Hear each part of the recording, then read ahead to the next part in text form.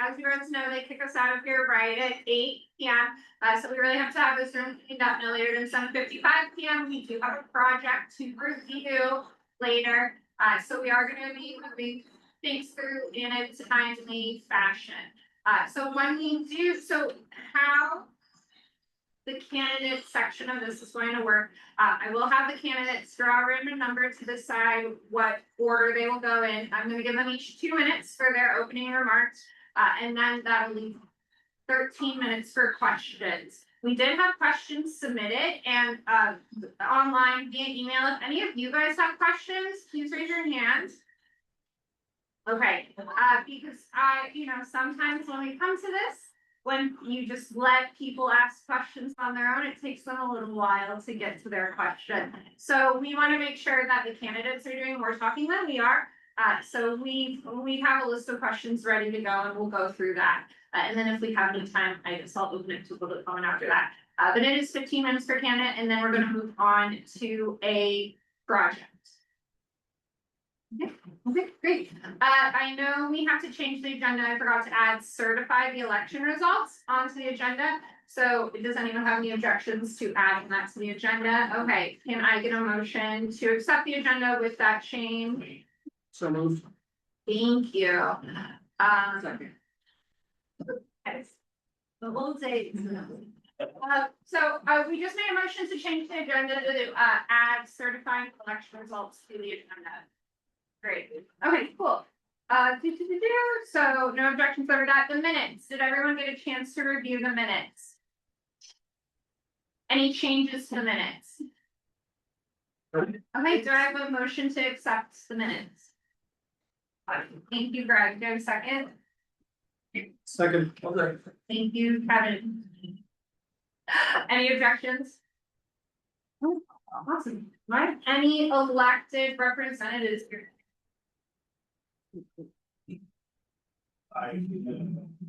This group. Yeah, I don't see any reps. Officer Harris isn't on. No. Okay. Let me go. I do have, they did email me.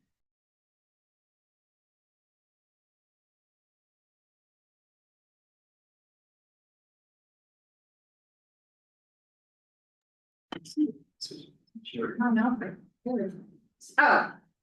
The city announces a new partnership with Hyundai Motor America to support the lifeguard operations. The city of San Diego announced a new multi-year marketing agreement with Hyundai Motor America that will provide the San Diego Fire Rescue Lifeguard Division with a fully supported fleet of 32 brand new vehicles, ongoing maintenance, uplifting and expanding community water safety programs. Under the partnership, Hyundai will become the official vehicle of the San Diego Lifeguards, supplying 18 Hyundai Santa Cruz trucks, 12 Hyundai Palisade XRT SUVs, and 2 Hyundai Ioniq 5 electric vehicles. All vehicles will be replaced every 2 to 3 years, and Hyundai will cover preventative maintenance, warranty repairs, and uplifting costs of up to $18,400 per vehicle. The agreement includes an initial 5-year term with the option for 2 additional 5-year renewals, providing up to 15 years of operational support. There's an estimated $4 million value over the initial 5-year term. And then key budget dates. The next one is April 15th. The mayor will release his fiscal year draft budget online. And then April 20th, he will present that draft budget to the council. May 4th through the 8th, the Budget Review Committee will hear presentations from the Independent Budget Analysis. And May 4th, they'll be hearing the presentations by city departments and agencies and corresponding to the IBA presentations. May 13th, we'll release the following reports. The mayor's May revise, the fiscal year 2026 third quarter budget monitoring report, and the fiscal year 2026 CIP year-end budget monitoring report. On May 18th, the city council will review the fiscal year 2027 May revisions And all of this should be wrapped up by June 9th. So if you're interested in the ongoing budget discussions, May and June are big months. So keep your eye on the city council agendas. So they do it it's like by section. So you want to call in if you want to advocate for the libraries, you want to call in when the libraries are making their presentation. So you can just monitor the agendas that way. I actually kind of look here, but I need to do a few sentences. So, I have no other rec reports, and with that, we will go ahead and move to non-agenda public comment. So, okay. Introduce yourself, and then I'll start your 2 minutes when you start talking. Thank you. Meredith Fulton, longtime Ovation. Work for OB-RAD, occasionally. All right. So, Frank Wormley, editor of the OB-RAD, asked me to read this letter from him tonight. I would like to request that the planning board join the RAD and the OB Historical Society in celebrating the 50th anniversary of the very first election to the OB Planning Board. So I'll insert a side note here that the city's provided a wonderful sign that says 1977 was the first board meeting. We will investigate if it was 1977 or 76, but it was the first election, according to what our research shows right now, in 1976, and an occasion where thousands of Ovatians voted. So the OB Historical Society and the OB-RAD would like to coordinate some kind of commemoration or celebration. We don't have details set, as I'd like to consult with you first. I also have a letter from Eric Duval with the OB Historical Society. Their board meeting is tonight, and they don't make the first part of the planning board. So I'm gonna run out of time because I didn't totally organize this, but Eric's letter includes another detail that April 10th, that's Friday, so Friday, April 10th, is the 79th birthday of the OB Rec Center. And Eric provided a news article clipping showing dedication of rec center set for April 10th. Thank you, Meredith. Yes, and all of the planning board members can have a copy because I spend so much time here. Yes.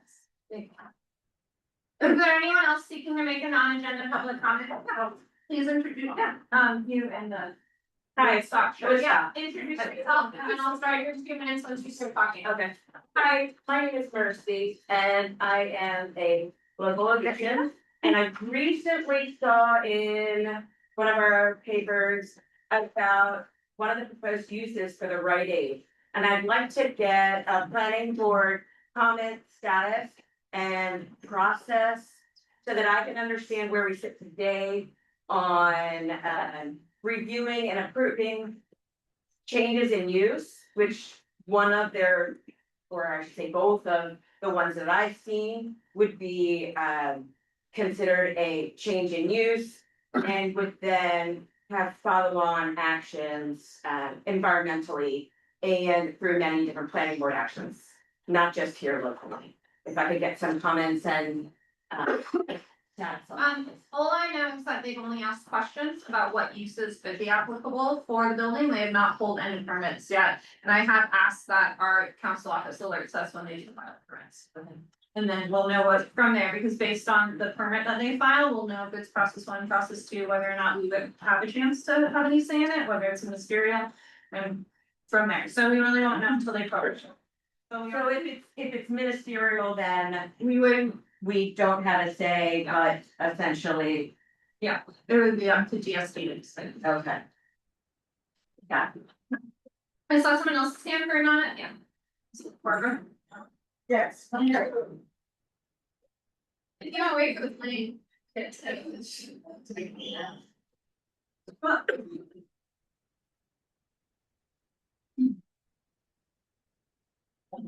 My name is Barbara Holden. I'm here to represent coastal caretakers.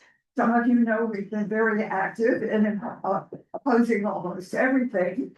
And recently the city passed Package A ordinance, which effectively destroys Ocean Beach protection as a historic district.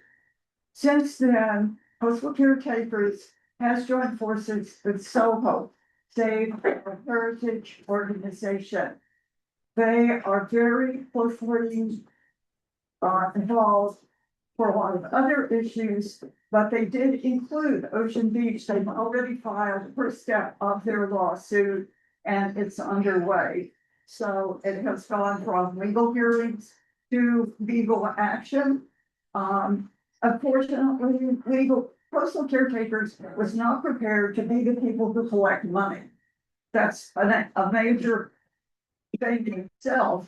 So it's very well set up to that money that's donated goes where you expect it to go and not to some other groups that you didn't quite expect. So I'm not here to say give money, but if you go look at SOHO online, you can get their emails, find out what they're doing. You can contribute without being a member. You can become a member. If you're a senior citizen, it costs $25. Coastal Caretakers is soon going to be putting out an email to our distribution list. We're on Facebook. You can look us up. Send us your email if you want to hear more about it. But we're initially going to ask people in the Ocean Beach to write a check for $50 to put your foot in the door as SOHO proceeds, which will be court cases, appeals, because the city has plenty of lawyers. They don't give up. Thank you, Meredith, or thank you, Barbara. There's too many Waltons. Anyone else thinking that the question? To you, just real quick. Mine's sitting in the back of the room. Does anyone else have any non-agenda public comment? No? Okay. Fantastic. Let's move into action item number 1, which is actually certifying the election results. Kevin, do you want to just go over the election results? For me, quick for us, all of us. The simple answer is that we have a vacancy. We have less candidates than seats. And so John, do you go by Jack or John? Okay, Jack is our new board member for a 3-year term. And the re-election included Tracy and who's missing? Right. Oh, okay, correct, yeah. So Greg was just appointed towards the end of last year. And so he's actually an incumbent now. So welcome back to the board. And we had a pretty similar turnout to previous year. It was a little higher. There was actually a number of people who registered but didn't vote. And there was a few votes that weren't counted because they had someone that did not file papers, for example. But none of that would have affected the outcome regardless. So I don't know if you want me to publish the details online or not. We had 30. I definitely need to send it to. I need to send it with the annual report. Okay. We announced it. We usually announce it. I'm pretty sure the RAG announced it. Yogi RAG announced it too, so it's in the public. Yeah, we had basically we had Tracy with 22 votes, Greg with 14 and John with 12 votes. So that was the total. Do I have any objections to the election results? Anyone here? Son who's sketchy. Chris was named 7.5 left in London. Coach. Okay, do I have a motion to accept the election results? Make a motion. Thank you, I can move. Tracy. Yeah. Oh my gosh. Thank you, Chelsea. Do I have any objections? Yes.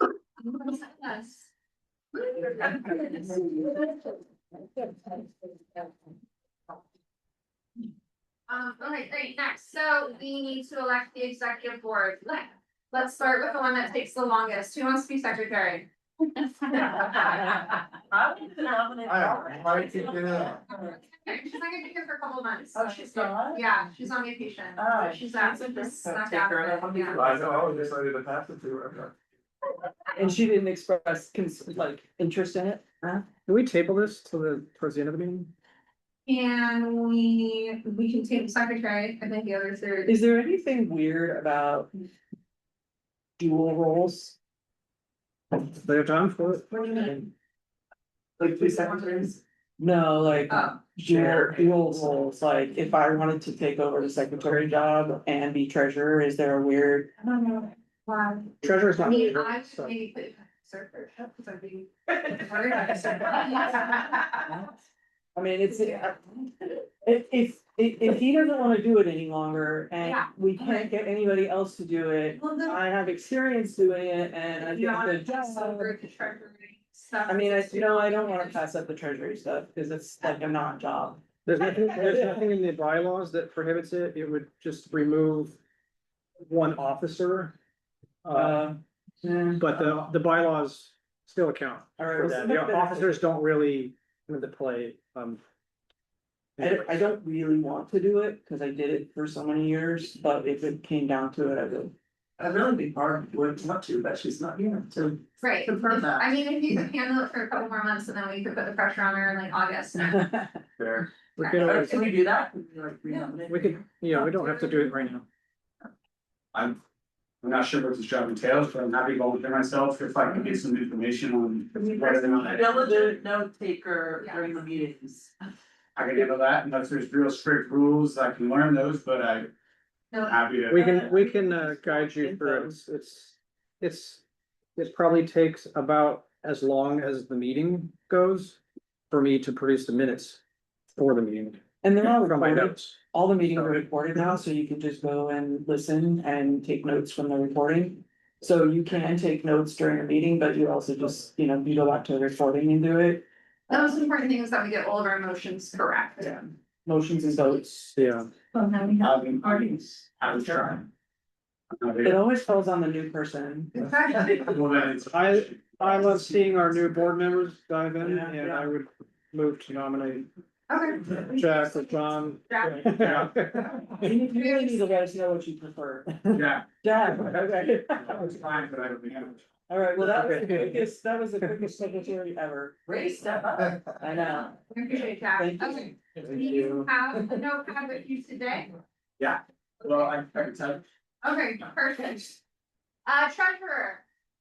Tracy, would you want to be treasurer again? I'm fine with being treasurer, it's a hassle to change it, so. Great. do that.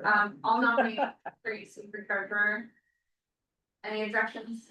Sorry, Greg will second, thank you, any objections? No? Okay, vice chair,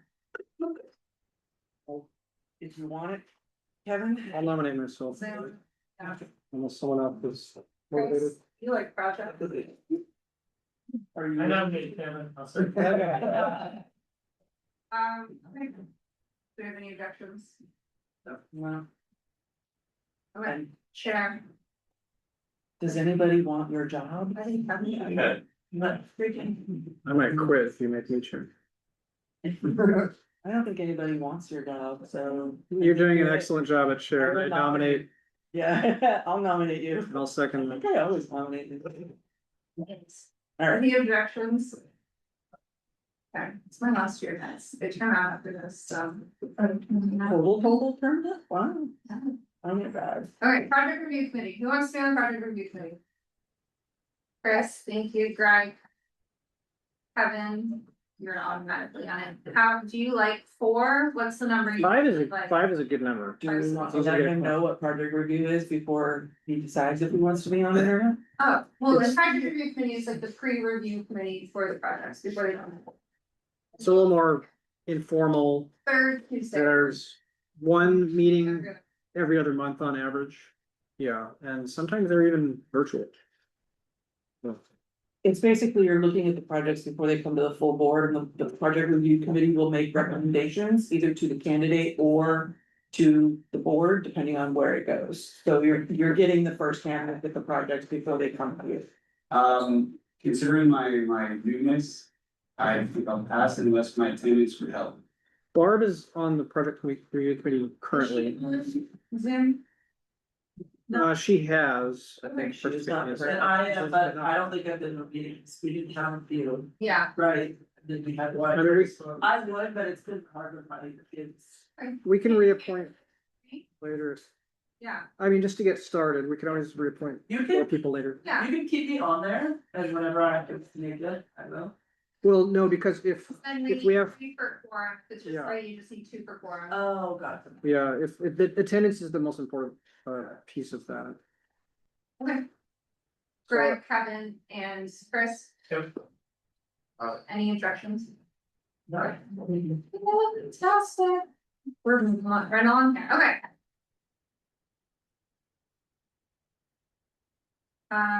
Okay, well, the candidates come up. I'm just gonna make you draw this paper. One's gonna say one on them, one's gonna say. Andy was back. Okay. Draw You for want me to go get her in this? No, No, I don't. or the podium. I'm my career. You want to move the podium or now or whatever? It's kind of weird, like it sometimes comes over there and sometimes doesn't. This is not a secret.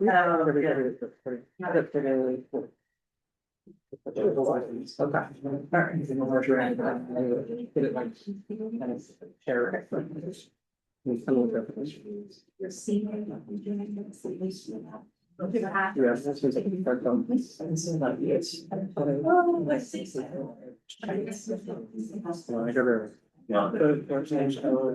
Based on the meeting intention. Who were mayor active, so. Okay,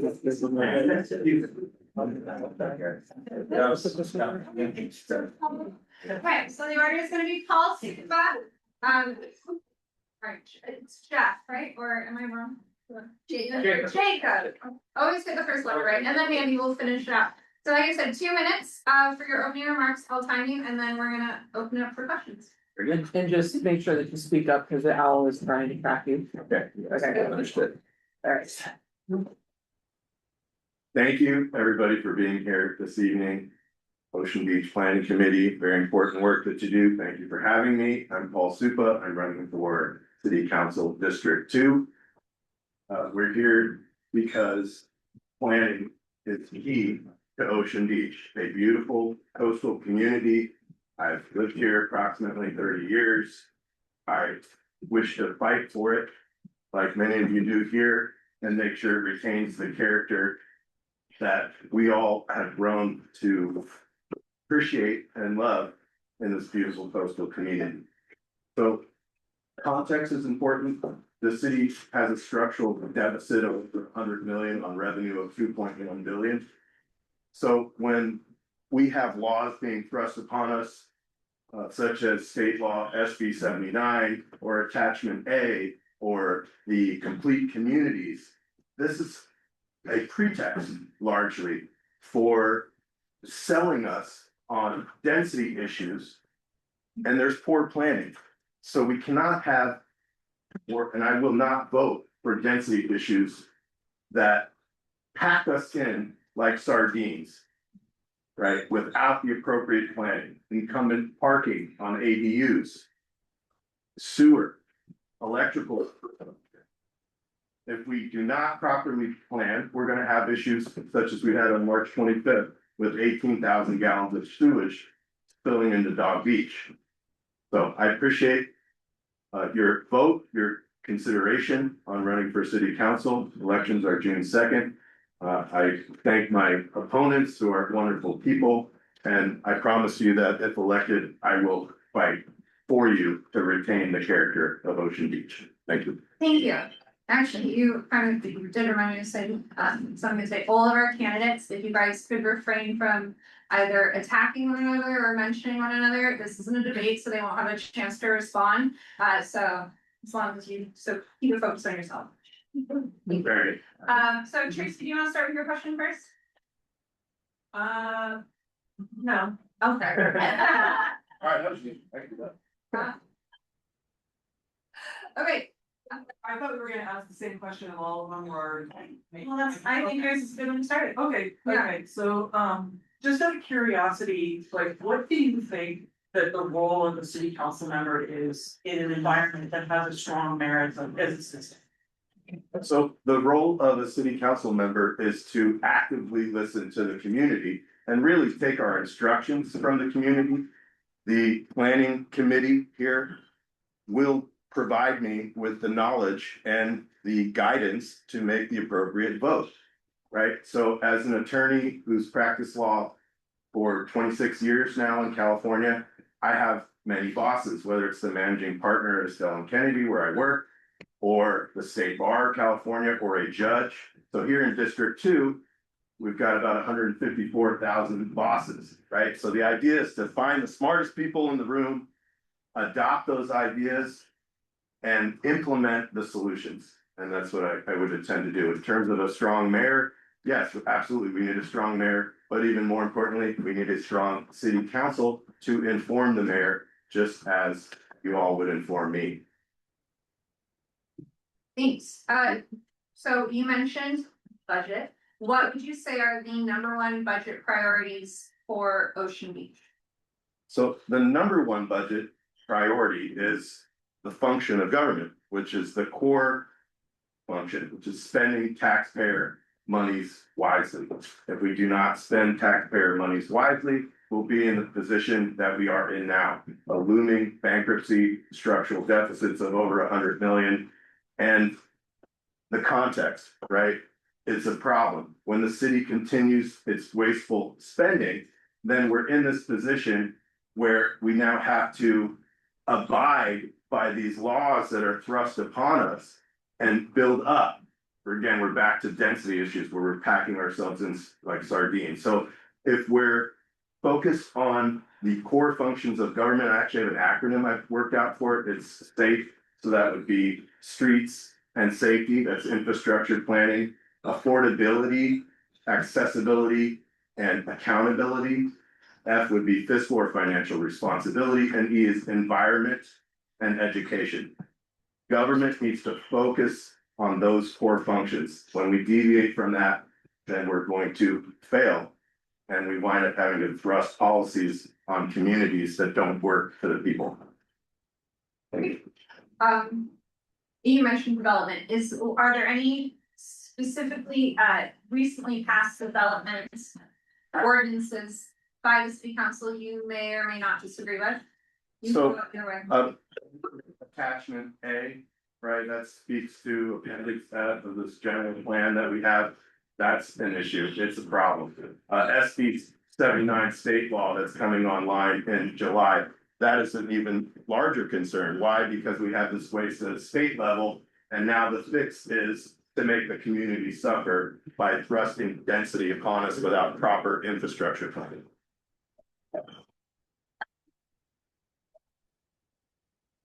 I get the owls. As you know, there's been a lot of talk about how we move forward with the trash fees. What's your stance on that? So the trash cans, what a debacle, right? I just paid 6 months ago for a new trash can, and my trash can wasn't picked up. They put a tag on it. Fine, I bought a new one. They charged me one. Now, what happened, right? We just spent millions of dollars on new trash cans for everybody, and they want to take my good new trash can away. So that's city council in a nutshell, right? Let's just spend without regard to phasing in improvements. And then what we're left with is these structural deficits. And to compound the problem, we put out multiple colored flyers, both sides. They're coming out every month or so, whether it's the curbside or whatever. And they're wonderful periodicals. I don't want to disparage them, but the idea is, who's getting those printing contracts? Why do we keep getting colored, double-sided flyers that are glossy and expensive to print and bad for the environment with the toner that's left in dumps, right? So I could go on, but the reality is we keep getting flyers, and it's in regards to trash. And the fourth one that came around says, hey, if you can't afford the trash fees, contact this one. Well, just be constrained about the costs and purchasing new trash cans so that we don't have to double down on flyers that say, oh, contact us now if you can't afford it. If we're spending the money wisely, then we shouldn't have to make additional communications to the public. And we can go digitally and save the city a ton of money. As you know, homelessness is one of the bigger issues facing OB. What are you currently doing to address homelessness, and what would you plan to do in office? So homelessness obviously is a huge concern for everyone. The first thing that we need to do is compassionately confront encampments. We cannot allow for homeless individuals to have camps, and it's sacrificing the safety of the children going to school. So what we have to do is use existing resources that are trained to identify sexualized and violent homeless individuals and remove them from the equation, whether it be to jail them or get them the appropriate help they need in a mental institution. So the remaining homeless individuals that are law abiding and need help, we should have active outreach to them, make sure that beds are being utilized downtown. Right now, there's something like 1,200 beds that go unused or something every night, and that's not acceptable. So interactions and outreach with the homeless should have an eye towards reintroduction back into the workforce, making sure that they are engaged in training programs, making sure that they can get a good outfit to interview for a job, right? So these are the concerns. When I was in law school, I started a program called Helping Eradicate the Abuse of Rights, and it was about the constitutionality of interactions with police and whatnot. So that only is becoming more and more intense of an issue as we have increased encampments. And look, the reality is the economics can severely be damaged to where we have an absolute increase in homelessness. And so we need to plan for it just like we would infrastructure. Thank you. We still have a few more. You still have 5 more minutes. So the next, So I want to ask you about the short-term vacation rental ordinance.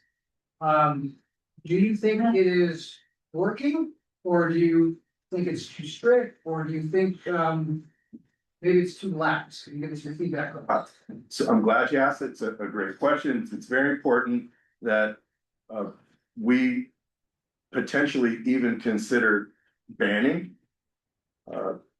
rentals such as with Airbnb and VRBO, right? Right now, there's a lottery system in place because so many people want to use VRBO and Airbnb, and it's not working. What is it doing? It's creating an environment where neighbors are not accountable to neighbors, and it's pushing people out of the area that they're living in because of affordability concerns. So it's a problem. I think basically to answer your questions, we need more restrictive laws in connection with those vacation rentals. Otherwise, we're just going to displace the community members that are relying on affordable housing, and it actually increases costs.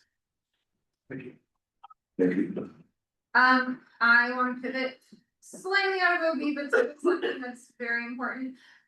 Midway Rising, thoughts, concerns, how would you, I guess, guide the project over the next few years? So Midway Rising, I knocked on a lot of doors when I was campaigning, right? And I've spoken to people that are afraid to leave their homes because they're going to lose their parking spot and have to park a half mile away or farther to get back to their home. So Midway Rising is probably dead in the water. Why? Because it doesn't have appropriate environmental reports that are required for the building. There still is not sufficient environmental report phase 1 that would allow them to build. So why would we put several thousand units over on Midway, right? When we're only going to fail because of infrastructure that is not planned appropriately. there's not going to be incumbent parking associated with all those units. How are we going to address the traffic and the sewage and the electrical concerns? So to me, I'm gonna listen to y'all, and at the end of the day, I'm voting no on those density projects because, again, it fails in infrastructure planning. Um. I'm sorry, I think we missed it. What has been your biggest community involvement in this? Biggest community involvement has been, I would say, outreach to individuals that need pro bono legal services that are victims of a big part of my career has been victim advocacy for individuals that are unable to afford legal support. So I have engaged in a number of those activities over the years. I have a slightly softball question. What is your favorite part of District Two? Well, that's an easy question. Ocean Beach. So I'm not just saying that because I'm here, but I moved from Los Angeles in the '90s, went to University of San Diego School of Law, and then immediately moved to Ocean Beach. I was off Cape May and Brighton and Banning, and my wife and I currently live in Point Loma up on Narragansett. So I love this community. It's an eclectic community. When I was gathering signatures, I went out to the end of Newport and talked to people, and it's a wonderful, beautiful place to be with that coastal vibe that cannot be replaced with density. Don't allow it to be destroyed by packing us in like sardines with no planning for infrastructure. Ocean Beach all the way. My name's Jill, and I work on the Ocean Space Association Board of Directors. I head our motions department, just being here. So I run economic vitality and safe boards. I'm curious to know what you say part of that is part of the app, sitting on our meetings and having one-on-ones with police officers that are in our districts. What do you think to hold them accountable to still keep our streets safe, which will help increase our tourism? As you know, there's an argument to say that basically brought in the window theory and kind of crashed and competes with the crime. So just curious how you can hold our law enforcement accountable to help bring more protection. Law enforcement, great question, must absolutely be accountable under threat of losing their job and worse. So if we have police officers that are not following the Constitution, ignoring Fourth Amendment concerns, unreasonable seizure, then that's not gonna work, right? We've got to identify those police officers that are not law abiding and remove them, because it's only going to create a level of distrust in the community. In terms of technical fixes, there's something in law called a pitches motion, which we can bring as attorneys to have judges look at police officers' records. And so we would increase the use of pitches motions to have judges review police officers' records. And if they are engaged in conduct that is not appropriate, then they will be held accountable. Thank you. Thank you, Paul. That was 15 minutes. Thank you, Jacob.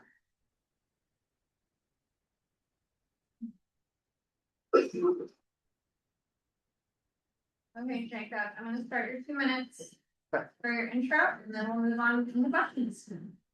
Hi, everybody. Few friendly faces in the crowd here, but my name is Jacob Mitchell. I'm running for city council right here because I think just a normal person can make a difference. So I'm a nerd, I'm a chemist. I like to think about things for me. And so I think that incentives matter. And the incentive structure for most politicians in America is just something I don't trust.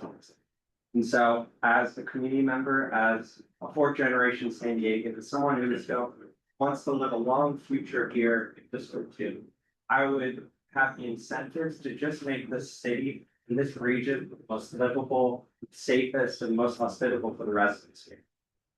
My interests are very broad. I love government. I'm interested in finance. I'm interested in art. I'm a bit of a professional artist myself right now, kind of subtle, but like the city is so diverse and there's so many niches and specific issues. I think you need someone who is a bit ADHD and a bit multivariable, but willing to dive deeply into each one of those individual problems. And I'm not up here looking for some easy opportunity or a nice paycheck. I want this to be hard. I want to have the hardest job possible. It gives me the most meaning in my life. So that's why I'm here. Whether I win or lose, I'll always be a community member here, so come up, say hi. I'd like to meet you. Thank you. We'll reset your time. And we'll go from there. Tracy? Yeah. Same question. Can you repeat it? Yeah, it's basically like, what do you think the role of a city council member is in a strong mayor environment? Yeah, so in this system, as a city council member for District 2, I would be your representative on the council, one of 9 votes. So I would also have some representation for the whole city, in a way. The things we're voting on, the ordinances, a lot of that is citywide. But the main thing and what is not being imparted is the responsibility of our current council members are challenging the authority. Right now, we've just got rubber stamping for the executive on everything they want, you know? I think that the city council position operates to be a voice for the community in that executive suite in a way, and it doesn't really seem to be. It seems like it's more designed to communicate the executive's decisions to the community, not involve them in them.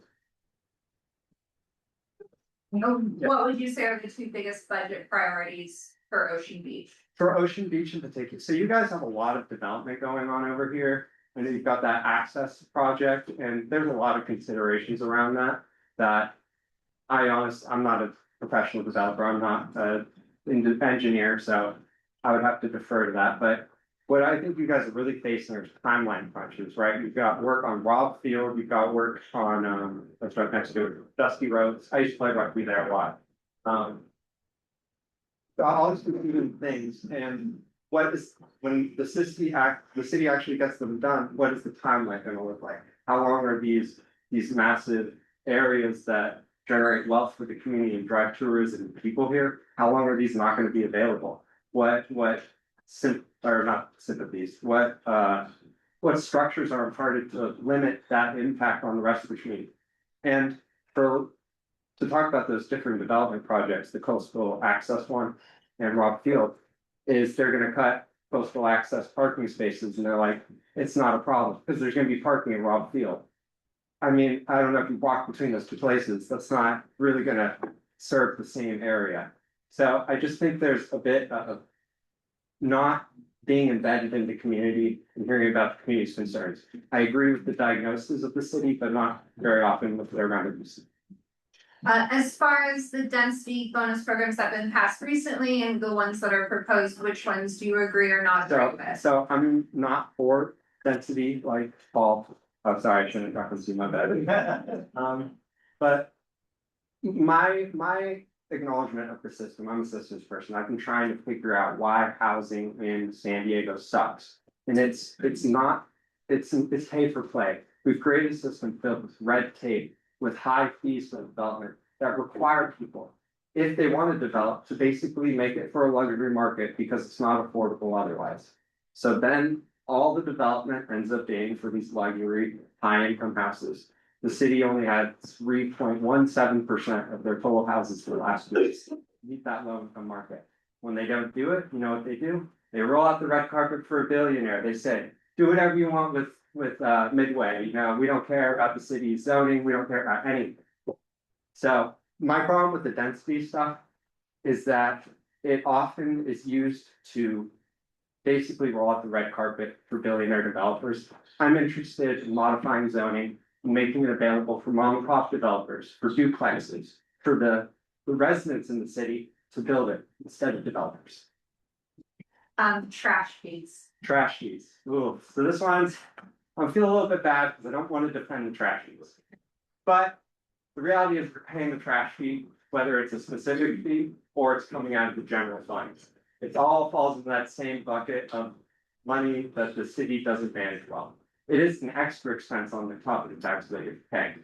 But the reality is every city our size and larger and smaller, typically has crash fees, and this is so the service is paid for by the people who get it, you know?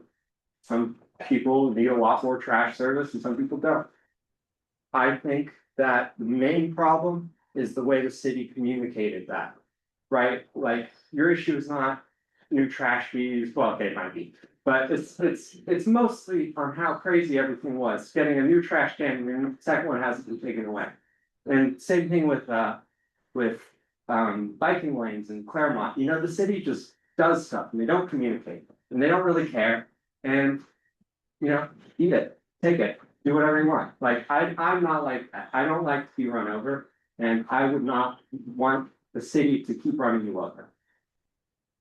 Yeah. Homelessness, what have you personally done to help with homeless, and what would you do as council member to help our unhoused Personally, neighbors? I haven't done anything other than I carry socks and I carry some jackets. Those are mostly cleared out now that we're warm with the summer months. But I struggle, you know, I'm an existentialist person, so I see a human being suffering on that street corner. And I don't like to just walk by and not do anything.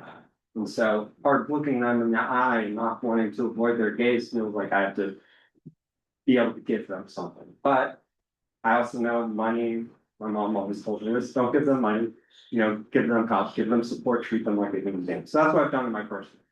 But on the side of the city, I've been really trying to figure out the best way to fix homelessness in the city and do that from a database approach. My problem with that is the city doesn't really care about getting data on their homelessness programs. So we distribute our service through a bunch of other NGOs.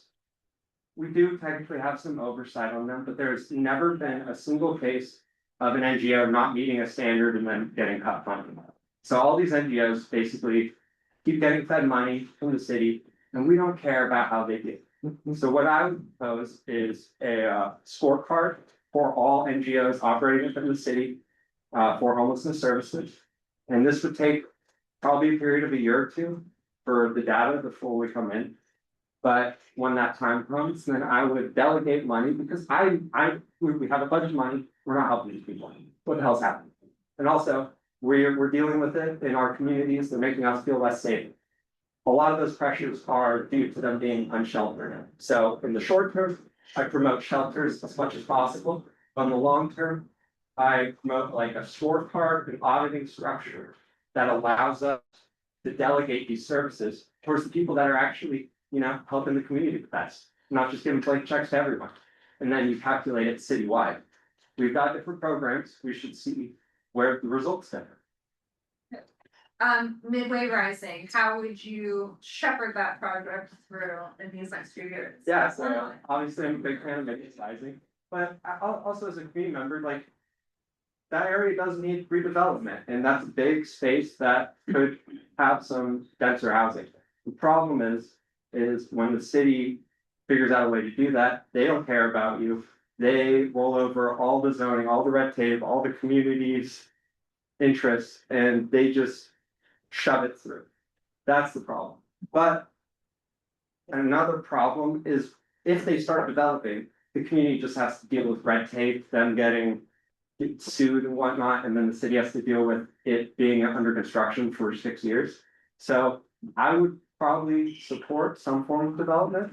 I wouldn't support anything that's going on with the current development. This is basically what Paul says if it gets blown up. But if it gets shoved through, I'm not really interested in making the community wait longer in situations where it's not going to help. I would like to stand up and, you know, rally against it. It'll piss me off too. But at the end of the day, as far as the community is considered, once they break ground, probably just gonna be the best for them to get it done as quick as possible. Sucks. What changes would or wouldn't you make to the short-term vacation rental ordinance? Yeah, so right now, what the city has, is they have an ordinance where they want only 1% of properties in the city to be short-term rentals.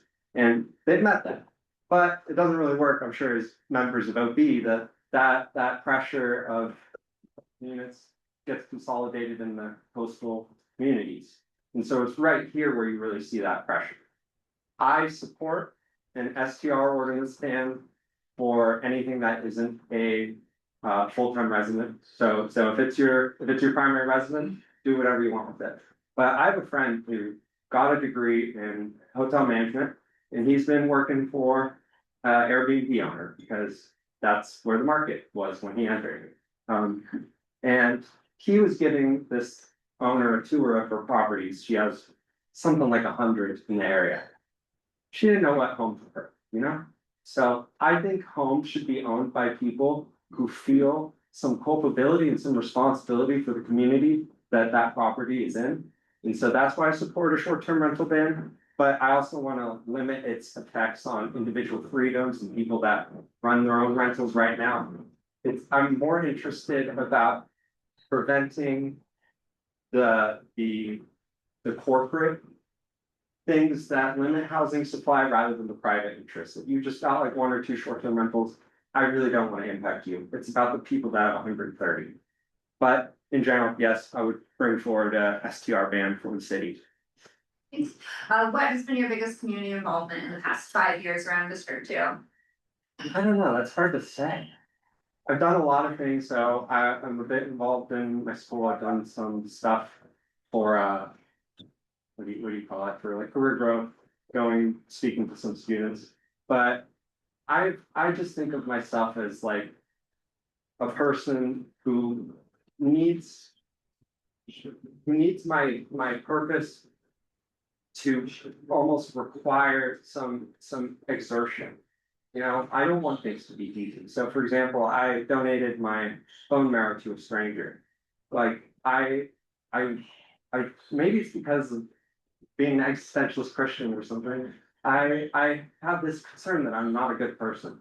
And so I always act, and it's like a very intentional thing in all of my actions that I want to prove myself wrong maybe, and I want to be a good person. And I know that sounds like some BS to stay here running for city council, but like, that's what we're lacking, is just people who are like, how would I leave this country? How would I leave this community and be a good person? They don't seem to be very concerned. And what is your favorite part of District 2? Okay, very specific. Willow, runs right down to Point Loma. I have a friend who lived at the top of Tennyson, and I live on Goldsmith, which is at the bottom of Willow. It's like perfect line segment between our houses, and it's all downhill. So whenever I would go to his house, I would try and bike from his house back to mine without using the handlebars. So that's my favorite part of this. We have 1 minute left. Do I have one community question? Or just any other final sword question? Bye. Yes, please. You responded to the Midway Rising question. What about OTC? OTC? Old Town Campus, also in District 2? Oh, is, The NAVWAR? yeah. Yeah. So that one I have less issues with because it is really close to that transport center. But Midway Rising, they want to ignore all the considerations for transit for parking. So I would say there's a bit of a discrepancy between, I don't know, the toxicity of both of those projects. But I would say they both bring the policies that really only allow larger corporate development and don't allow us to make, you know, the duplexes or the smaller local developments that don't infringe on community heritage much. Cool, thank you guys.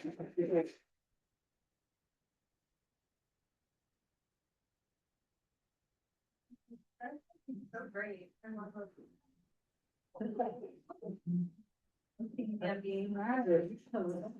Yeah. You want? Good evening. My name is Sandy Haslick. I'm also a candidate for San Diego City Council District 2. I ran 4 years ago. A lot of you may know me. My children went to OB Elementary, and it's actually about 10 years ago to the day that I was here as a parent concerned about traffic safety issues, and it was the OB Planning Board that helped advocate for those changes. All the traffic safety mitigations you see around that school are due to those efforts, and I want to thank you. I am a mom to 2 teens, a wife to a Navy combat veteran who's disabled. That's what got my family here to San Diego. I'm currently the first vice chair of the Peninsula Community Planning Board. I've been elected the last 7 years to represent my community. Everything that you have been hearing about tonight, traffic safety, e-bike safety, new growth, smart growth, street safety, quality of our streets. I've been showing up for our community. I'm also the first vice chair at the Sunset Cliffs National Park Council, where I've been advocating for that park. It's such a beautiful native drought tolerant park. It's a natural asset. And I believe we have to do all that we can to maintain and ensure our public spaces are maintained. I've been showing up for this neighborhood. I'm sorry, I keep thinking there's a night. But I care about my community. I've shared my experience. I'm a survivor of child marriage. I grew up in a very strict household, and at the age of 12, my parents thought it was appropriate for me to be in an adult relationship with a man. When I escaped that at the age of 20, it was my community that helped save me from that. So I understand the power of people. And people right now are really frustrated with the city. They don't feel that we have a city that works for us. They feel that if you're a short-term vacation rental platform, if you're a developer, there's a seat at the table for you. But if you have anything to do with needing help in our community, I feel like we have not had representation the last 8 years. I have advocated for everything to stop short-term vacation rentals. You know, do we have an affordable housing crisis or not? I've advocated for traffic safety, e-bike safety, you name it. I want to be your fighter and your neighbor at City Hall. We need that now more than ever. We have been ignored, and we need someone who's gonna fight for us. We need someone who's gonna lean into the neighborhood. You can count on me to fight for you when it comes to the growth of our neighborhoods, when it comes to the environment, when it comes to traffic safety. I'm the only candidate that has a track record of showing up. And we need to quit having candidates that come around and are opportunists and want to tell us what to do. We need someone who's gonna serve us, and I have a track record of that. Thank you, Mandy. Come in, we did. Oh, sure, yeah, I can talk, I'm Very an good. extrovert's dream, So, yeah, what do you see as your job as a city council member in strong mayor system? The role is nonpartisan, and currently San Diego has a strong mayor system, and it doesn't work because we don't have strong council members. You know, who have a backbone or a spine that are willing to buck the status quo. They, you know, as I heard earlier, we've got a bunch of rubber stamps at City Hall. We have an incumbent who blatantly lied to us and has been afraid of our community, has not been present, not been visible. And we need someone who's gonna stand with the neighborhood in service and in presence and has a track record, someone we can trust, and that someone is me. And what would you say are the two biggest budget priorities for Ocean Beach? I think it's the OB pier. I really want to see an investment into that pier. That is a lifeline to our Main Street. I'm with Ocean Beach Main Street Association, the Clean and Safe Committee. That is an economic driver to our neighborhood, and we must do all that we can to champion for the funding for that asset in our neighborhood. It just doesn't belong to OB, even though it's got our name. It's a city asset, and we must do our part in maintaining and improving that space. The other part is with climate resiliency. There's no surprise right now in especially the lower areas of Ocean Beach. We already have flooding. We need to ensure that our climate neighborhoods are resilient and can counter the effects of sea level rise. And I would like to continue to advocate for the neighborhood and keep it a safe and livable place to live with families. As far as the recent density ordinances that have been passed in the past couple of years and the ones the city is pursuing, what do you agree with and what would you oppose? I'm fine with having, you know, an ADU or two in your backyard, you know, to keep families together for multi-generational housing, but I'm very much opposed to the bonus ADUs. The city is selling density as a way to achieve our affordable housing goals and to help things become more affordable. We've been trying to build our way out of this for decades upon decades, and we don't do enough to ever meet the moment. We need policy that's multifaceted to keep families in their neighborhoods.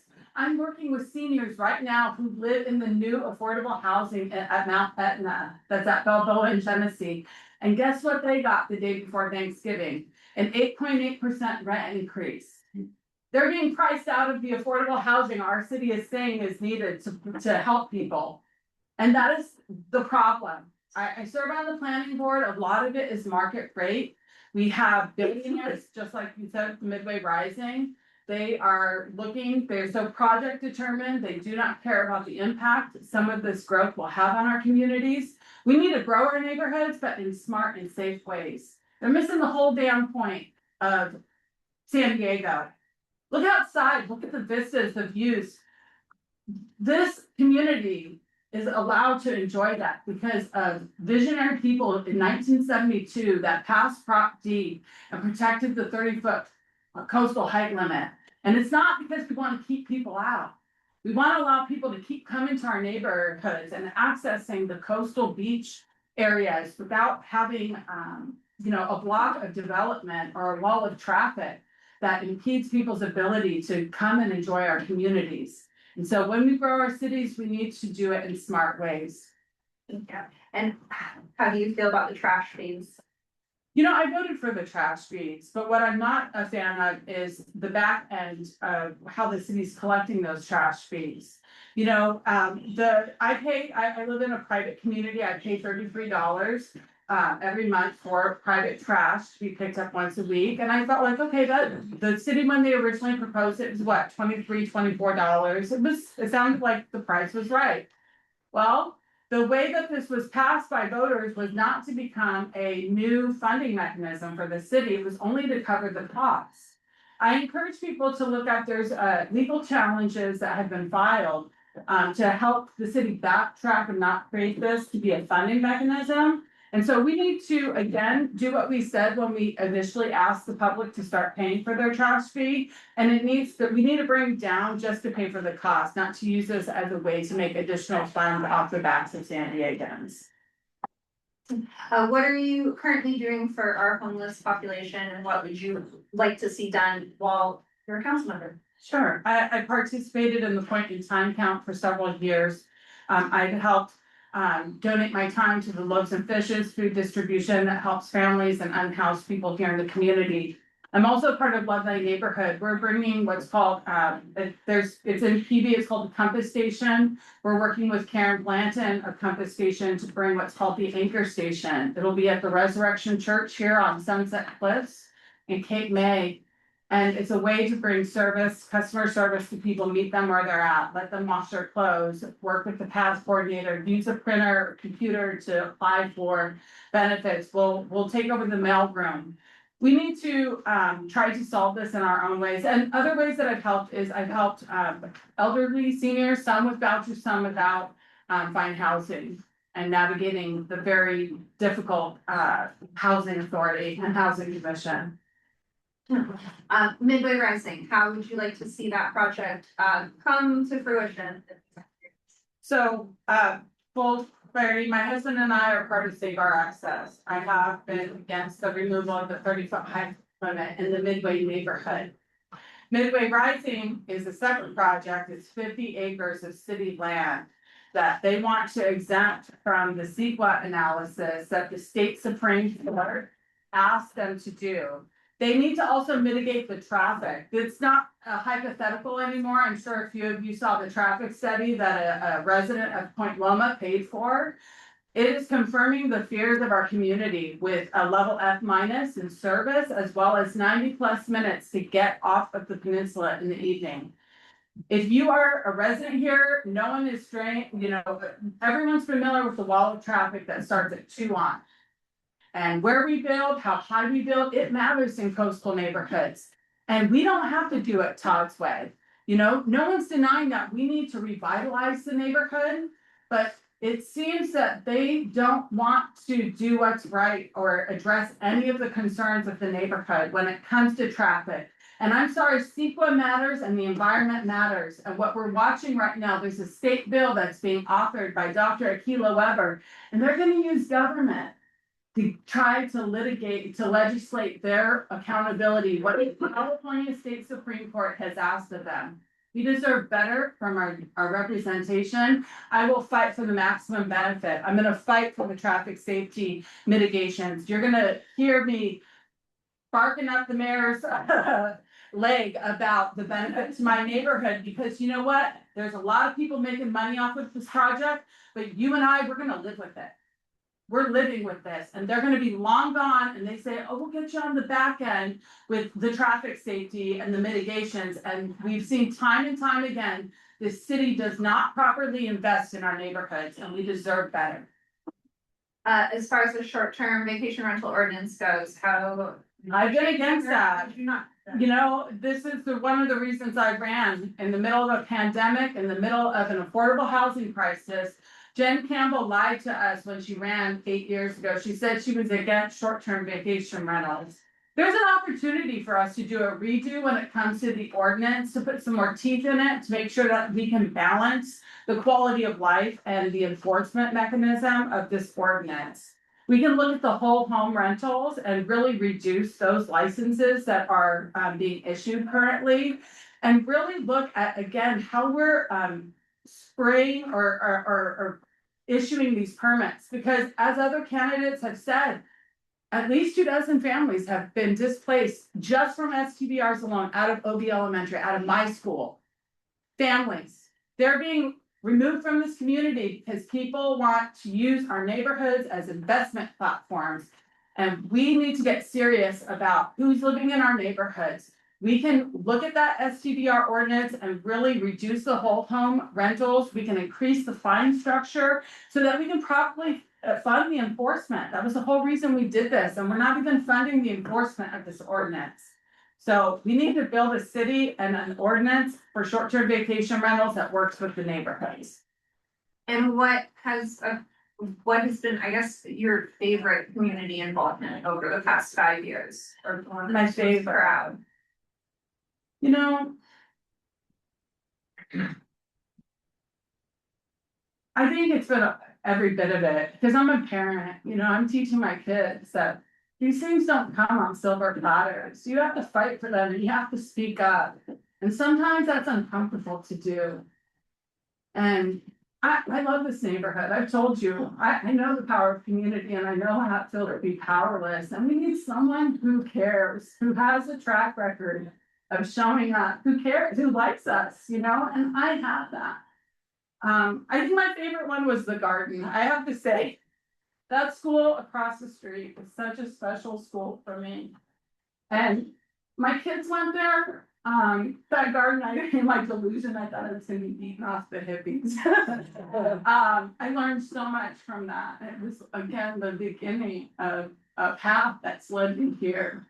I encourage every one of you, volunteer, show up for your community. It's gonna be our communities that save us. It's not gonna be government. It's gonna be your next door neighbor.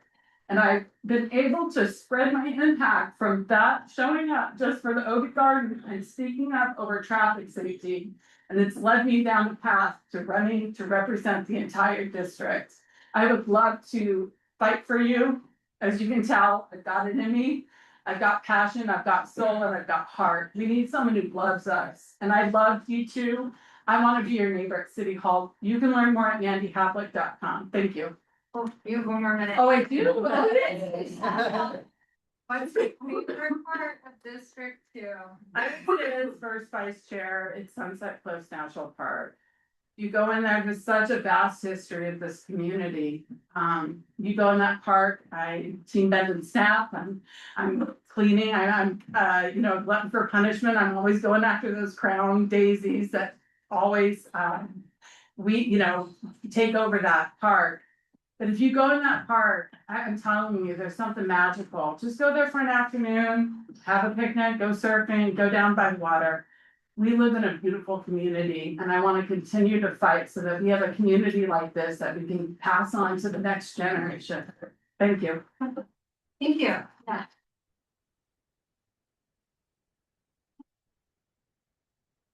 Thank you guys all for showing up. We'll have the other 4 candidates at our next month's meeting. And the Point Loma Association, if you want to make it over to the other side of the peninsula, I know crazy. They will be doing a candidate forum where all 7 of them will be present. That is April 27th on Monday. It starts at 5:30. Starts at 5:30. It's at the Liberty Station Conference Center. So if you can't make our next month's meeting, you can't meet the other 4 candidates, that's another opportunity on the night. You have to see them in person. Awesome. And primaries are June 2nd. Great. All right. And I hope everyone sticks around for our project to see what we'll do outside of this. But if you are gonna leave, please do it quietly. Thank you. What is the project? The project is over Beacon Street. It's a new construction on Bacon Street. It's a new construction on Bacon Street. It's an off. Oh, You well, can see. I'll give you a quick summary, when we get geared up right here. We have some time. Guys,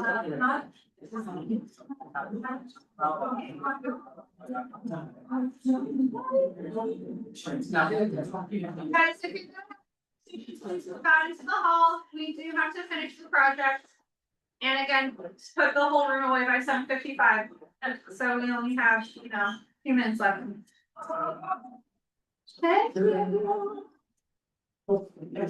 This is the last item. Yeah.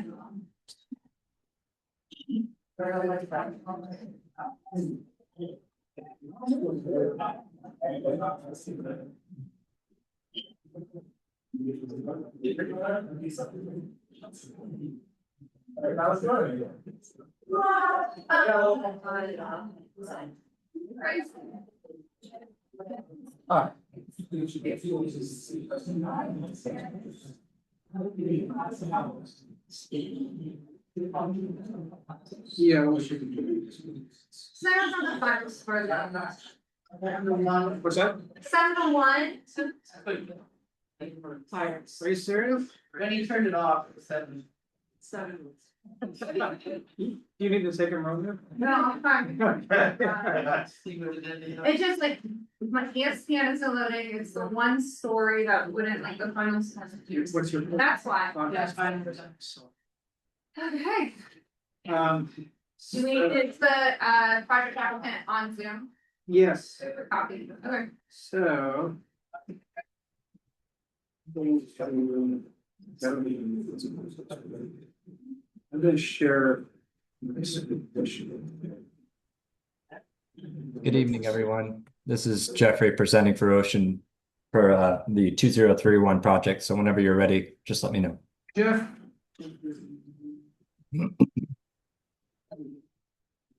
Can you, I don't know, you're kind of quiet in here, more than our normal applicants. So you can, I guess, just speak up as much as you can. So I'm going to. I can let you screen share if you'd like to do that. and Sure. walk through it. I'm just going to start with just basically reading the, kind of summarizing the project description and the project review committee motion.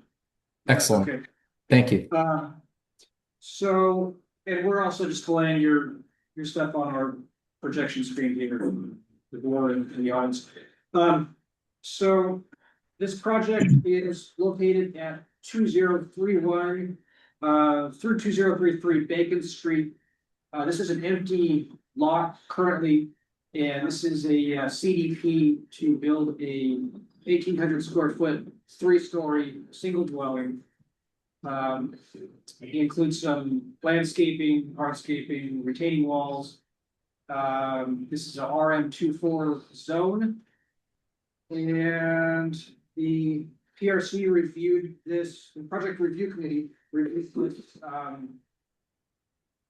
think it might have been. I don't know if it was our last meeting or one prior to that, but they voted 3-0 to recommend that the full board deny the project based on bulk and scale relative to the surrounding residences. And with that said, you should have the ability, Jeff, to screen share. There we go. Here. Let me know if you guys can see my screen. Good, and we can hear you very well also. See if I can do an accident. You guys can all see my screen? Yeah. Excellent. Okay, I'll begin then. Thank you so much for your time, everyone. My name's Jeffrey Thaxton. All right. Can you go full screen with that, or maybe I can display it on my end?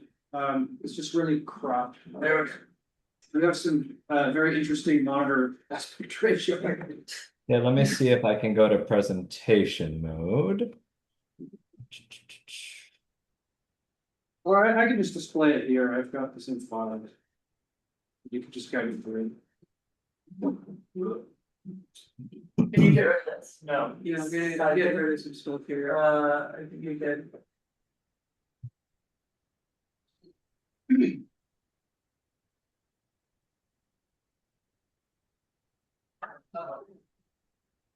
Yeah, that's, What's that thing on top of the top right, that's starting? no, so. Studios? How about? Better.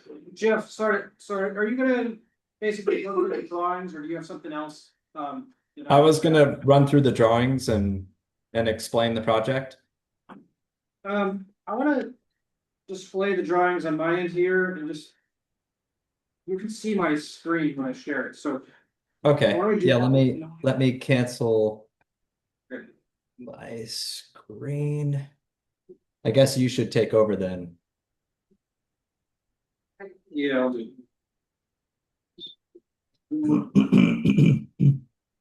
And this is the. There we go. There we go. There we go. I think we might have it now.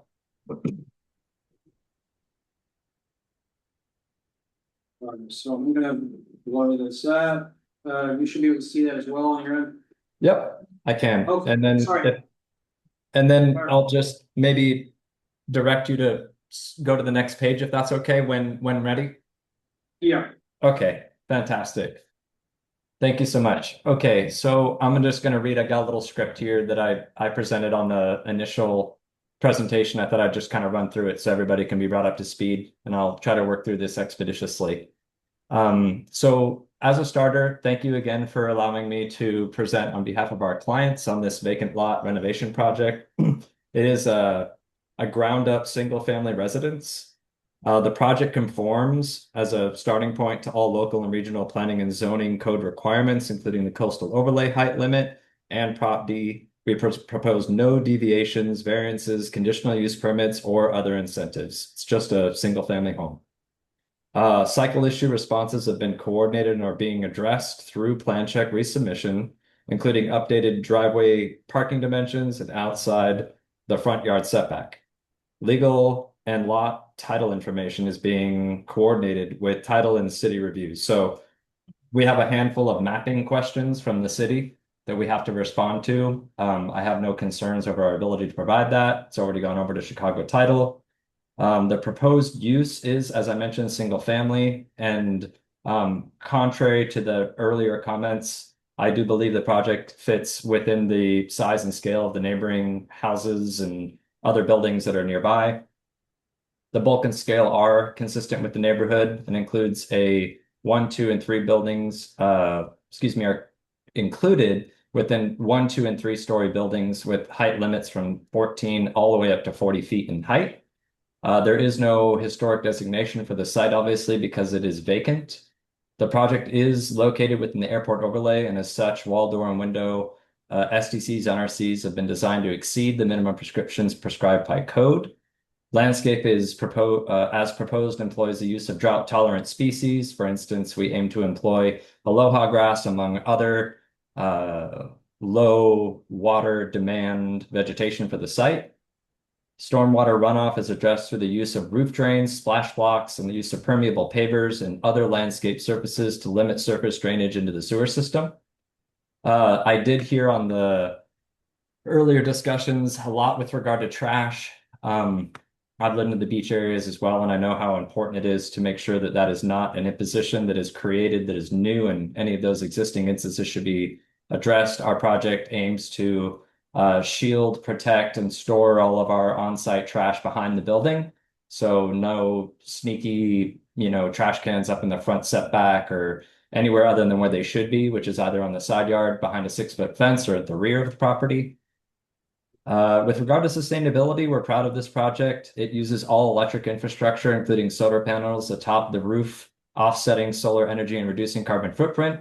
No natural gas will be used. As designed, we exceed current Title 24 energy requirements for HVAC, plumbing, and electrical. Proposed building first floor is positioned to align with the existing sidewalk elevation at approximately plus 14 feet above sea level. Can you please scroll to the next page, Kevin? Actually, why don't you go all the way to the end? Let's start there. And then go back 1 page. Thank you very much. So just so that everybody can, I assume most people on this call are very familiar with Ocean Beach, but just a quick lay of the land. You can see where our site is located between the cottages on the bottom right-hand page, and then directly across from a 4-story, 40-foot building.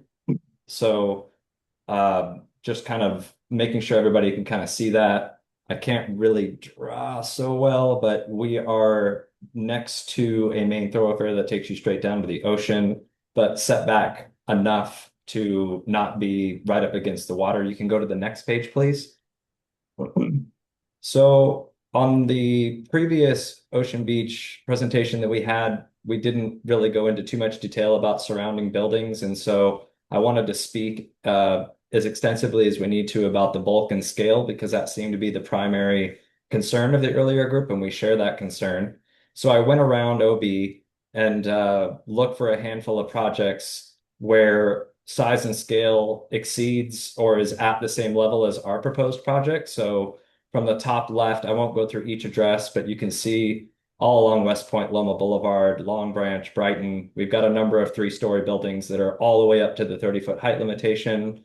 The building sort of in the middle of the page on the left, 5095 Voltaire Street, is at 40 feet high. And then we have on West Point Loma at 5155, you see there are 4 buildings, all of which are 3 stories, all the way up to the Prop D height limitation. Likewise, bottom left, 2.5 to 3-story buildings, all the way up against about 5 feet from the property line. And then at, apologies, I mixed those addresses up. Bottom right-hand side, 5155 West Point Loma Boulevard is also a 3-story building, and it's all the way up against what I believe is probably 5 or 7 feet to the property line. So if you want to go all the way back to the very beginning page, you can see our building is 3 stories. We took into consideration specifically some comments from Kevin and others on the initial submission, where we had previously had our building situated all the way up at the 4-foot height mark, which essentially was 4 feet higher than the sidewalk, which pushed that building 30 feet plus 4 feet higher than everything else. And so what we did is we lowered the building all the way down to the sidewalk level, and created a roof deck on the top so that it's transparent and clean, and frankly lower than every single building I just showed on the last slide. So if you guys would like me to go into the floor plans, we can certainly do that. All 3 floors are nearly identical. It's a 3-bedroom, 3-office layout. You can go to the next page if you'd like. Next page. There you go. So that's the dimension plan. We can stay there. That's okay. So we've got a nice front yard. Our building is set all the way back 20 feet from the sidewalk property line. We've got a yard that's also all the way down at the sidewalk level, permeable pavers all over the driveway, all over the side yard, and wherever we can at the rear. Again, just trying to keep water runoff from leaving the site. That's another big issue in my opinion. We've got a central stair that just switches back sort of at the middle of the site, taking you up to these different levels, patios, balconies, all those great things that we all love about being near the beach, being able to get indoor, outdoor. Not very large rooms. The client had very specific requirements for what they were looking for, single bathroom on this level. And then as you go up to the subsequent floors, you can see we have some nice balcony spaces that flank bedrooms and family rooms. Again, very simple layout, nothing major, we're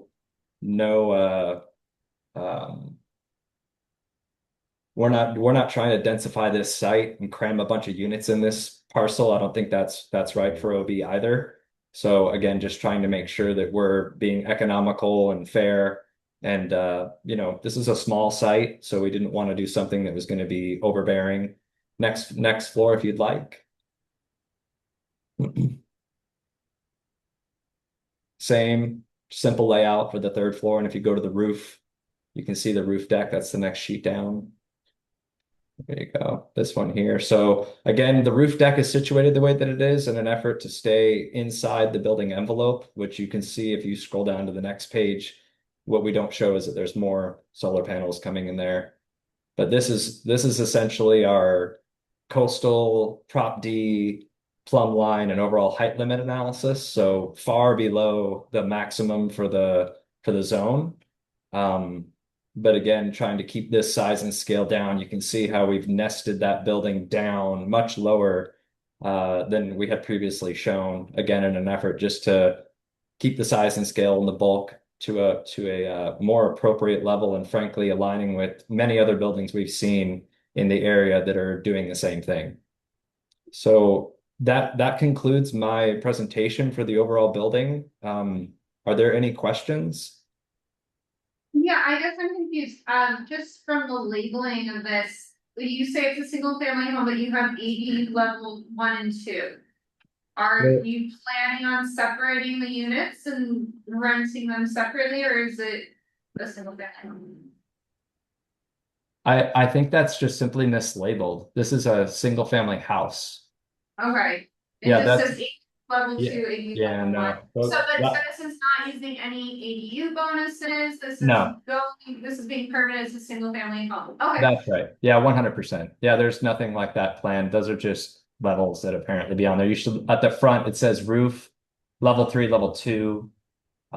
We have our reference datum set at the higher level. Yeah, it's just a typo. Any public, I'm gonna turn it over to public, close public comment and go to board comment, yes, Paul. Yes, how many parking spaces are there? You probably mentioned that, I didn't catch it. Yeah, apologies, I didn't go into that. We have 2 off-street parking spaces required, and we are providing 2 off-street parking spaces. It's single family, so we don't have to park it beyond the 2 spaces. So we have 2 off-street parking spaces, which you can see on, it's on there it is right there. Those are the 2. We also are giving 18 feet clear width in response to the city's comment about obstructions that are fixed on the left and right side. So we've addressed that. You've got your 18 total depth and your 18 total width. So we're compliant in that capacity. And Sorry, to clarify, is it on-site parking or just said 2 off-site spots? No, 2 on site. The 2 that are listed right there that say 18-foot clear parking. Yeah, see this kind of hash mark here that outlines the parking spot, 1 and 2. any other public questions or comments before I move on to the board? Yeah.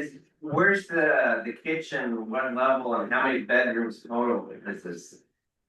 This is 3 bedrooms, and we have our kitchen flanking the stair at level 1. You can see it right there, keynote 805. Yeah, let's see, it's really faint. Any other public questions or comments? On board, Chris, you were at the PRC, would you like to start? I mean, the big call out is the change that the applicant referenced where there was extensive conversation at the PRC about this natural bluff that they were planning to build on. And it was now made a revision to reduce the overall height by those 4 feet. And that was really, I mean, personally, that was my big sticking point, but also the PRC thought that just created this towering build. So I'm actually curious to the applicant as to why the change, because there was strong animation on the applicant's part at the POC that, no, we're gonna maintain that, it's fair game. So what happened there, Jeff? That's a really good question. I'm glad that you asked it. The honest answer is that we were compliant before, and Wait, Jeff, can you pause for a second, there's a plane. I'm sorry? There's a plane, we can't hear you. Oh, I'm so sorry. I'll give it a chance to I'll pass. let you know. Okay. That's perfect. Thank you, Kevin. Yeah, you're good to go, thank you, Jeff. Okay, cool.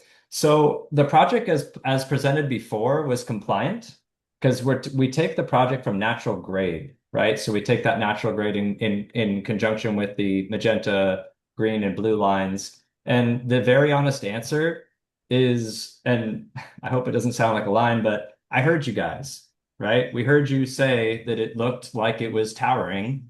And Kevin mentioned, it would be nice if you lowered the building and did something like a roof deck, or there were other options that were suggested. And so we simply took that into consideration. And in doing so, I thought it makes a lot of sense. We can get a nice roof deck. The client was amiable to it. Obviously, it's going to cost more to build this project because we're going to have some retaining walls and some excavation that wouldn't have otherwise been there.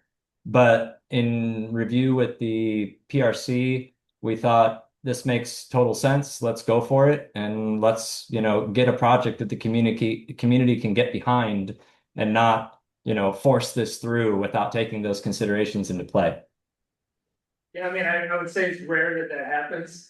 Jeff, we appreciate that. And I was actually the one that was pretty vocal about that. And I mean, there's PRC in general, we're making some suggestions, but my strong recollection was that there was a stance that, and in fact, it was reflected in the recorded minutes, that there was strong disagreement to what the PRC was saying. So, I guess we'll take you at your honest word that you actually received their input and made the revision. Even with that happening though, I will have to say, and I'll echo the comments I made at the PRC, and it was in your image kind of, Kev, if you want to go back to the image side, there's a huge apartment complex directly across the street from. It's actually 4 stories tall, if you include part of it, right? This building is proposed previously with the 4-foot height would have been taller. You can imagine, as I was expressing in PRC, if you're driving north-south down Bacon, you're gonna enter this corridor and all of a sudden you're in Chicago, right? Because you got 2 tall buildings on left and right. Yeah. It's 4 feet shorter now. This building, right, on the east side of the street, it's still tall. That apartment complex at 5015 Cape May, it just really, pick any other surrounding dwelling, they're shadowed by it. And so that's the concern. Sure. No, I appreciate those comments. I just one quick. Really quick, Jeff, I'll just say, so even with the reduction in height, it stands out, and you can see it in this slide. Your image slide, I thought, did a fairly good job. I appreciate you doing some reconnaissance on the neighborhood. I feel like the best example of what project that you're trying to accomplish here is about 4 blocks south on Bacon, 1764 Bacon. There's 2 new 2 stories with rooftop decks, similar design aesthetic, but those honestly gel in the neighborhood a lot better than a 3-story building with the rooftop deck. So kind of a question, kind of a comment, kind of a feedback, because it's still, I mean, so hard to tell without some real pretty renders to see where you've got a huge 4-story apartment complex on the west, and you're gonna have a now 3-story building with a deck on the east side, and everything else around it is either single or 2-story building. Sure. No, all of that's very fair. If you go to the next sheet, I would challenge that very adamantly with the fact that I was very easily able to find several 3-story buildings, as you can see here, that are exactly what we're doing, that have already been approved by this board. I don't mean to cut you off, but maybe I didn't express my point clear enough. These examples show multiple units, multiple buildings side by side, and so therefore, it's not that you have a tower that sticks up in the middle of an otherwise residential 1-story or maybe 2-story neighborhood. And so that's the challenge. Slides. Yeah, I think the challenge really is, how do you stop people from doing 3-story buildings all around the whole area since they're allowed to do so? That's your job, right? I mean, we want you to take into context what is the surrounding neighborhoods, and I will say we give the applicant a lot of credit for some intentional or good design. I think is represented apart from what is the site and scale, or the scale for the site. Sure. The only challenge I would make to that is that my guess is that all 4 of those buildings in the middle image were not all built at the same time. One of them came, and then the next one, and then the next one, and then the next one. Actually, there's a strong history to those 4. You're completely incorrect, and they were not well received many years ago. Nor was, But they weren't built at the same time either, but they were not well received. Right. Chelsea, yeah, so who is the client? Is it an investor or someone that intends to live in this home? It's a private client. They intend to live in it. Because I don't know any family or anyone that would design a single family home like that. It's very, you don't have really a kitchen, you have kind of a kitchenette, you don't have, I mean, it's to me, it looks like 3 stacked single units, each 2-bedroom.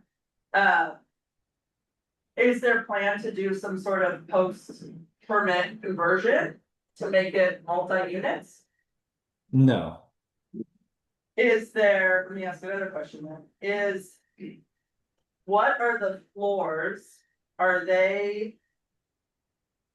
Are they created with the fire safety standards and acoustic standards that you have to put when you're building multiple units?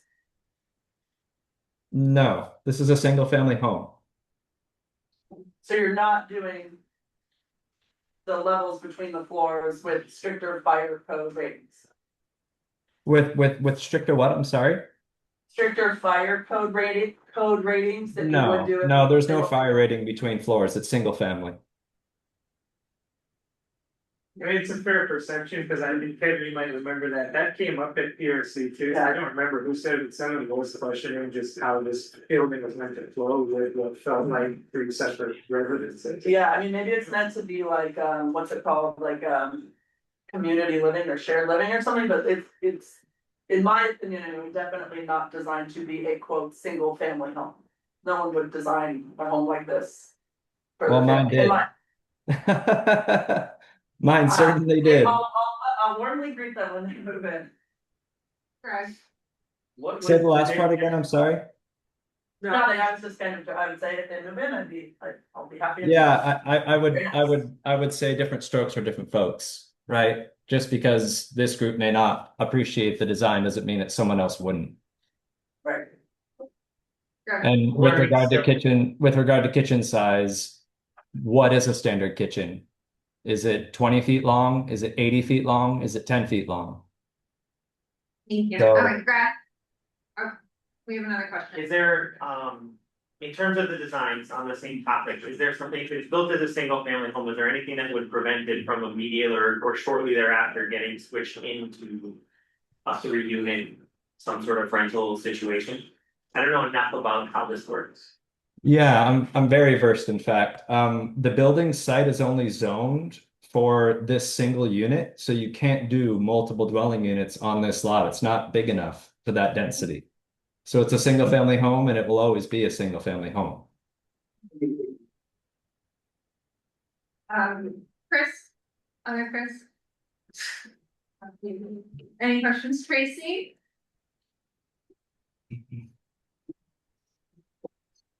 I just think it's, Remember the fashion police. I know.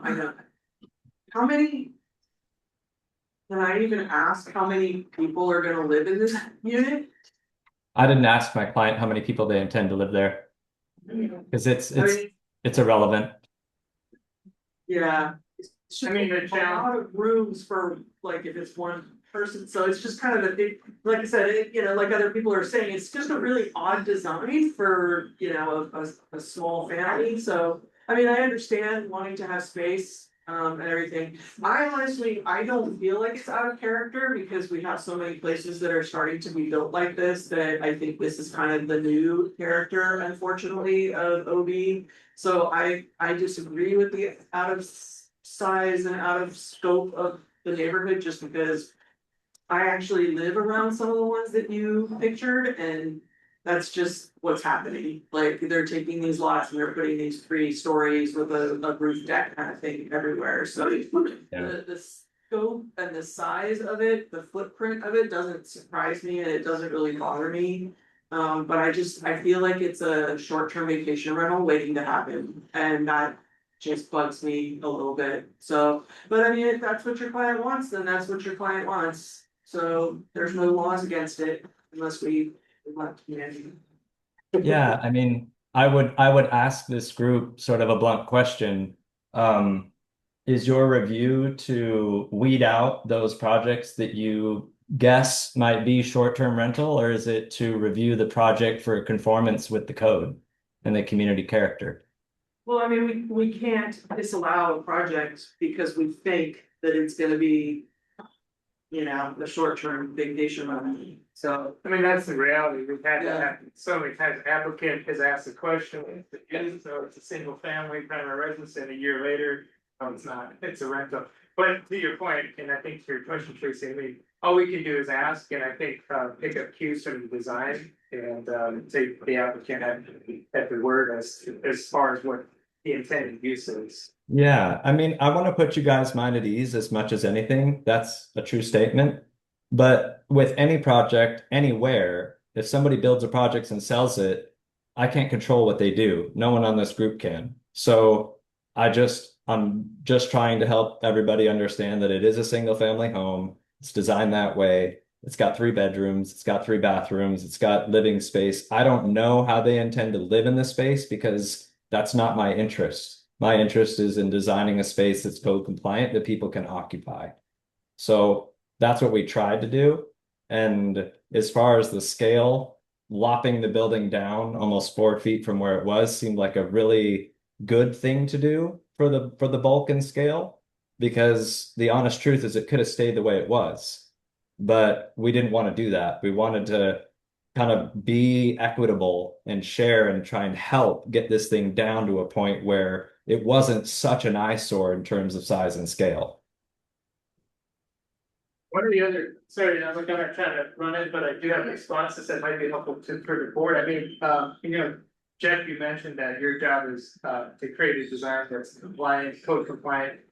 And also one that the client can live in, but it actually extends beyond that, because some of the commentary at PRC was, if you're in a building that has all these windows facing west and a small footprint and being a tower of sorts, what living experience is being created for those who dwell in it? And the reality is, especially at night, you become a fishbowl to any of your surrounding neighbors. They can see exactly what's happening in your small living room, 3 stories up. And so I think that in your field and in the field that we're all working in together here, we do have to think about livability for the folks that are gonna dwell in these spaces. And that was part of the commentary at the PRC Yeah, too. my guess is they would use something like blinds. So it's just to clarify real quick, it's, Well, you could live in, sorry, go. oh no, sorry, I was just gonna say, so you keep saying it's 3 bedrooms, but it's to be, cause it's not labeled like super clear, and it did say ADU, which is a little confusing, so it's 3 bedrooms. Plus 3 offices, plus 3 family rooms. Is that correct? I don't think I labeled it that way. Can you go back to the floor plan? Yeah, think so it like was one, like- it's only 3 bedrooms, and we see where the kitchen is, one or the other. Yeah, if you scroll down, let's see what I labeled it. So Yeah. that I think you plan, living, there you go. So they've got a living at level 1. They've talked about that in a indoor. bedroom and an office, where the office is bigger than the bedroom, okay, the designer's choice, okay. Right. And then you've got a family room, office, bedroom, so family room, living room, tomato. And then you've got a quote bonus room, bedroom and office. Correct. So it's. Yeah, it's basically 3 bedrooms, 3 offices, which are arguably all about the same size, and share a bathroom, and then 3 living/family/bonus rooms. Correct.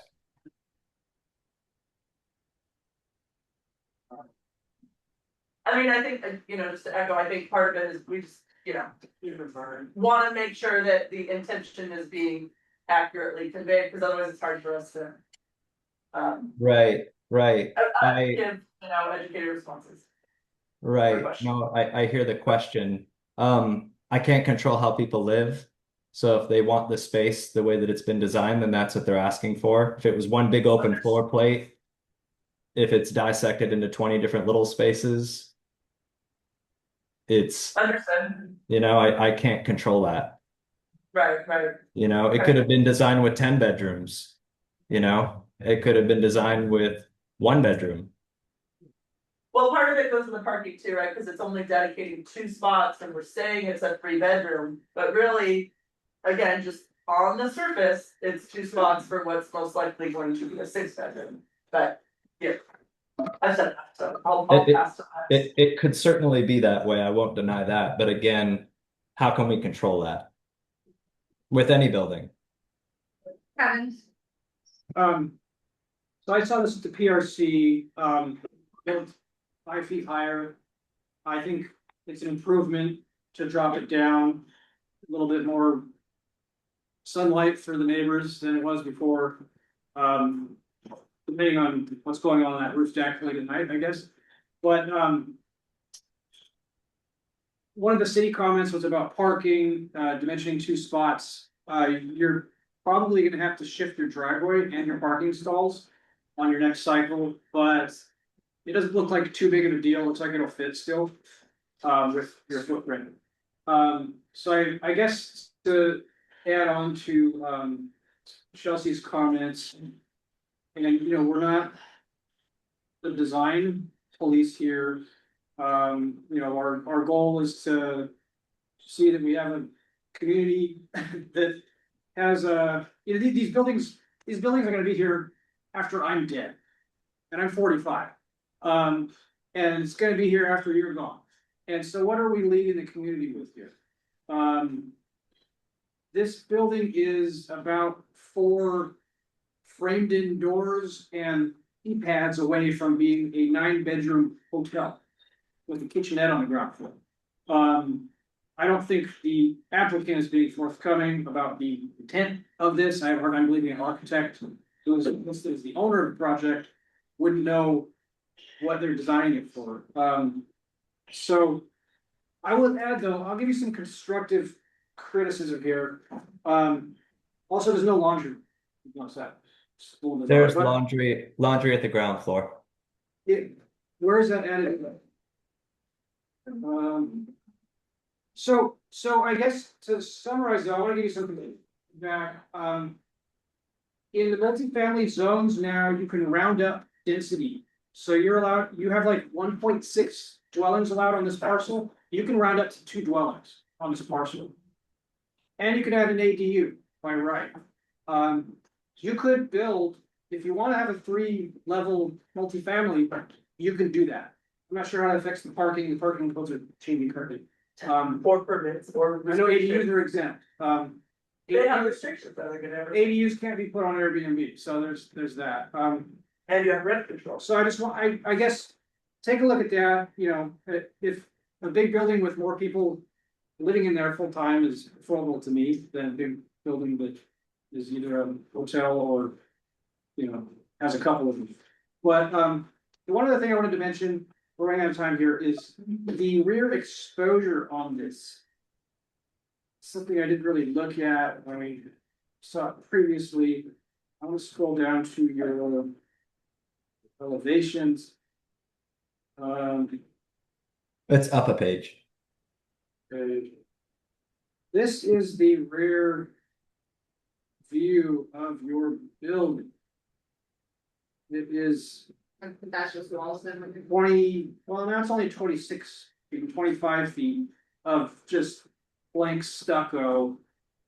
I don't know if you're planning on like putting something behind it later and you need that fire separation distance, or, I mean, can you at least give something to break up the facade on that, since everyone is gonna have to look at it?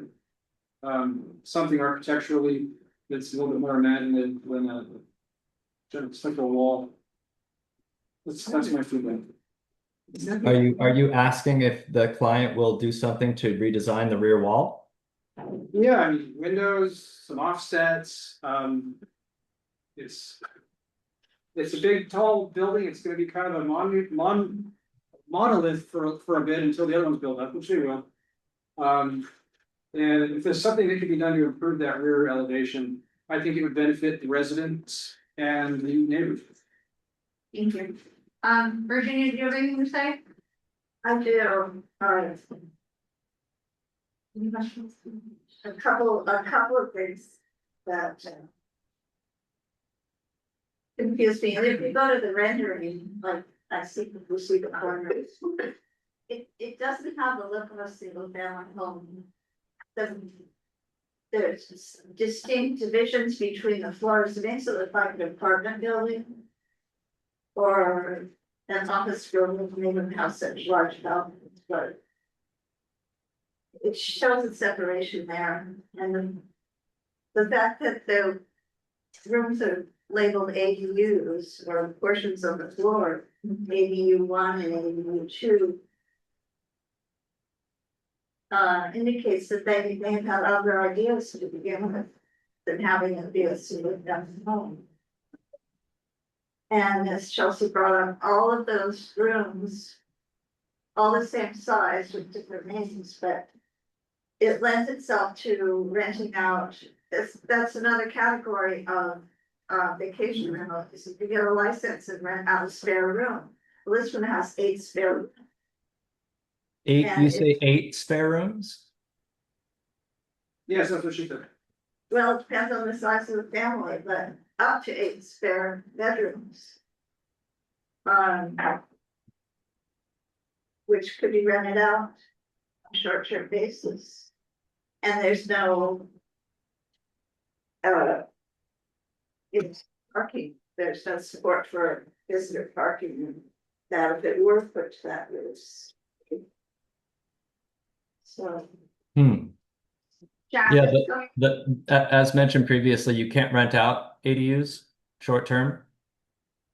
And if you are renting out a room, you can only do a portion thereof. If you do whole home, you essentially have to live there, or you can have to rent it out for 30 days or more. So the idea that this thing's going to transform into a hotel is incorrect because it's not zoned to do that. You can rent out the rooms. You have 4 minutes. Jack, final comments, final questions? Okay, great. Do I have a motion or any final comments on the project? I mean, can we go, I know we got 4 minutes, we can have Google Street View us at 1 minute, because Yeah. I think back to the scale, I understand we could build to 30, but if we do have an obligation here. To think about the block that this thing's on, I'm trying to tell you. Be allowed to look at the sections? It's not that that's anywhere. Or did you guys already look at them? I'm just interested to see what it looks like in section. So that's the one I had referenced, but go. What's the address? 2031 Baker. The sections are the 3rd page from the end of the package. That's a lot. Yeah, just flip around, just do northeast, southwest, street view, I think is better, Kevin, because you're driving, you see. You know, what's around there, you got these old beach cottages southeast, more on the south. One single 2-story there on the southeast, they've got the huge apartment building, and that's it. So if you can envision what a 3-story tower with the rooftop deck is gonna look like on that site, it's gonna stick up right in the middle or whatever. We can turn ourselves into Hermosa Beach, I lived there 15 years, that's what we're saying, if we're saying, well, they're all gonna go 30 feet. We can say that, we can take that position, I'm opposed to that position, I think you have to think about the block. Or what block are we, what buildings are in that block? Let's think about character, let's think about scale and scope. Do you have a motion then? I mean, I think sure, I'm motion to deny the project on the fact that it's on a scale with the surrounding neighborhood. Based on the height? I can't say based on the height, but it's under the height limit. Well, Fulton Street. I would reference our community plan. In the community plan, right, we talk about facade, we talk about scale, we talk about continuous with the neighborhood, the surrounding aesthetic, and for me, this doesn't get any of those options. Motion? Yeah, motions to deny. Second, if you can concisely deny, based on bulk and scale. For the Ocean Beach community plan recommendations.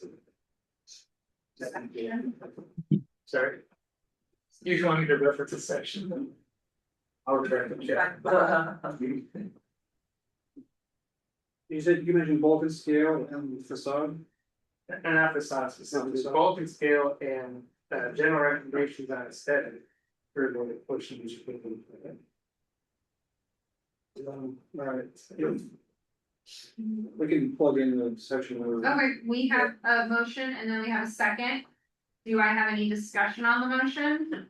I would just briefly like to say that if this project is going anywhere else, except for in these really old. Small bungalows of, whatever, if it was going in near Barber's place, right, where Barber's got those 2, yeah, or up on the hill, like, would we say the same exact thing? No, that's my point. And I mean, this is the thing is like, yeah, it definitely isn't gonna fit in that area, like aesthetically. But there's nothing wrong with the project. So, Well, there's a big difference between the municipal code and the DSD can say it's wrong, but we have an obligation to work with the community plan, right, which does take. but I mean, is he supposed to like now, you know, only find places that have other 3-story plate like that? I mean, this is the thing, is it's, there's so few lots left in OB just to begin with. He was fortunate enough to purchase this lot, and now we are telling him that because the people that live around him have like really tiny little bungalow places, that we can develop this the way that he wants to develop it. And I don't, I mean, what's he supposed to do? Like buy up all of the surrounding properties too and then develop those? Because I mean, I just kind of feel like I'm sorry. I mean, I don't like a thing sticking out like a sore thumb, and I have serious reservations about when it's gonna be done to the property after it's built. But I'm on his side this time. I don't know. Yeah. I know. We gotta pack up though. Secretary Jack, you want to call roll and take a vote? Please reread the motion and then call the vote. The motion to, yeah, raise the motion to deny, I seconded. Yeah. Kevin seconded that motion in the room. And then you just gonna go around the room and ask, but you don't know everybody's names. You just say, yeah, just, oh, you don't have everyone's name. I'll give it Kevin. Andrea? Andrea. Okay, I'm gonna vote yes on the motions. I think it's got to vote and scale the single family units in the neighborhood. If it was 3 apartment buildings, I'd vote to move the project forward, but I'm gonna deny it based on that. So I'll vote yeah. Yes. That's my yes to the motion. I like it a lot better if it was 3 Yeah, family you got buildings. Chelsea, I also vote yes to the motion, again, Jeff, thank you for presenting, and I echo, if it was presented. You know, Yeah. as 3 units, I think it would. That would be yes, but. That would probably be a yes, but. No. Greg? Yes. Yes. Chris? Yeah. Tracy? No. Thank you. I vote yes. Yeah, yes. Jeff, pull up in tomorrow. Sorry, do we have any other reports? Yeah, I Thank you, gave Jeff. Chris, For your. I gave Chris a balance, our bank balance is $674.32. You're gonna be out of the building by 8 p.m. Andrea will follow up with the info bulletin form with our recommendation, and you can get that to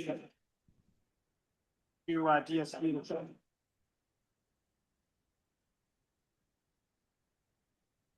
Thank you, everybody. Thank you.